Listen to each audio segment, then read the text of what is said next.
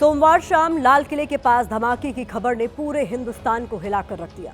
एक कार में धमाका हुआ और उसके बाद कई गाड़ियों में आग लग गई। देखते ही देखते लाल किले के सामने चीख पुकार और दहशत का ऐसा भयानक मंजर था जो इससे पहले कभी नहीं देखा गया था। चश्मदीदों के मुताबिक इंसान से लेकर गाड़ियों तक के परखच्चे उड़ गए थे। अब तक की जांच में जो सामने आया है उसके मुताबिक कश्मीर में डॉक्टरी की पढ़ाई करते हुए उमर नाम के शख्स ने संगठन बनाने का फैसला किया था और कश्मीर से 3 डॉक्टर फरीदाबाद और सहारनपुर आ गए थे। ये डॉक्टर बम की फैक्ट्री बनाने में जुटे थे। सोमवार को जिन 2 ठिकानों से करीब 3000 किलो विस्फोटक बरामद हुआ था वो ठिकाने आतंक के डॉक्टर उमर के ही थे। कल लाल किले के पास जिस I-20 कार में धमाका हुआ वो कार उमर ही चला रहा था। कई सवालों के जवाब मिल चुके हैं, सिवाय इसके कि डॉक्टर उमर ने लाल किले के पास फिदाई अटैक किया या फिर वो विस्फोटक लेकर भाग रहा था जो गलती से ब्लास्ट हो गया। देश को दहलाने वाली इस ब्लास्ट से जुड़े हर पहलू की तस्वीर द लाल किला फाइल्स के जरिए समझिए।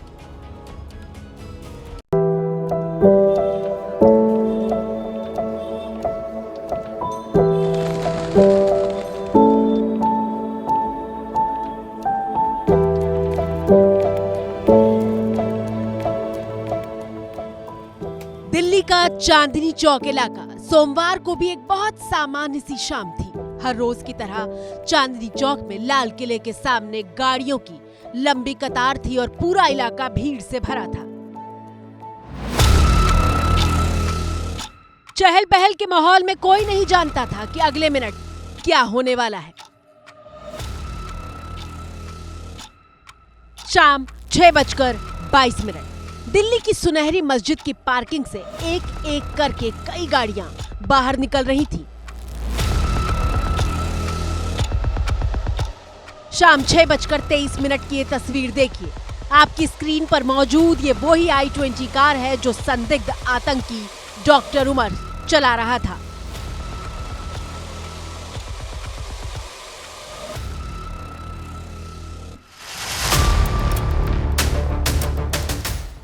इस वक्त वो गाड़ी में अकेला दिखाई दे रहा है। सुनहरी मस्जिद से लाल किले का रास्ता सिर्फ 1 से 1.5 किलोमीटर का है, लेकिन शाम के वक्त ट्रैफिक होने की वजह से इतनी दूरी तय करने में करीब 30 मिनट का वक्त लग जाता है।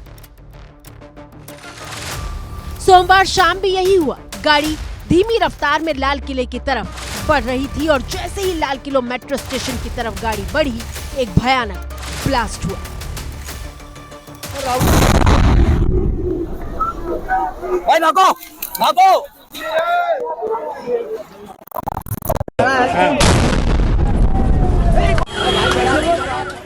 बम ब्लास्ट हुआ है लाल किले के सामने।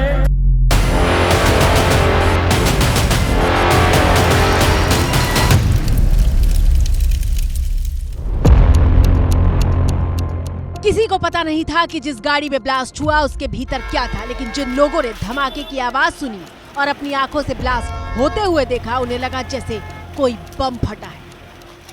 वहाँ पर इतना जोरदार धमाका हुआ है, वहाँ पर इतनी जोरदार तेज आवाज़ आई कि एकदम से शॉक्ड हो गए। उसके बाद हमने दूर से आके देखा, हमने दूर से हम क्योंकि करीब में जा नहीं सकते थे।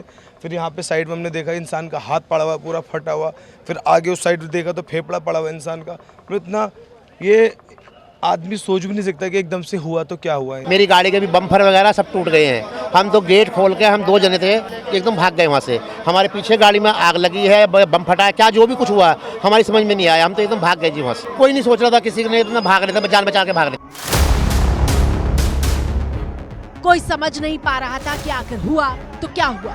ब्लास्ट इतना ताकतवर था कि वहां मौजूद लोगों के चीथड़े उड़ गए थे और जो कुछ दूरी पर थे वो अपनी जान बचाने के लिए इस तरह से भाग रहे थे।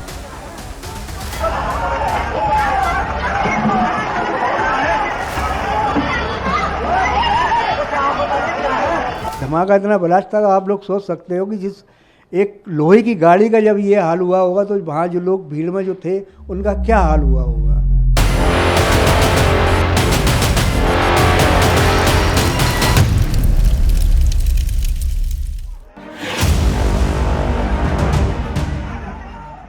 कोई दुकान के भीतर घुस रहा था तो कोई बदहवास होकर अपने परिवार के साथ ब्लास्ट वाली जगह से दूर निकलने की कोशिश में था।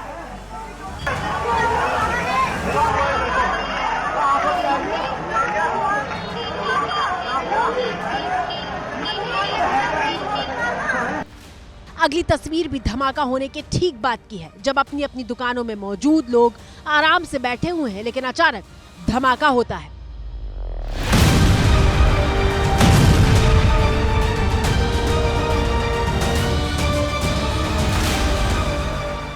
और फिर वहां अफरा तफरी मच जाती है, लोग दुकान बंद करके भागने लगते हैं।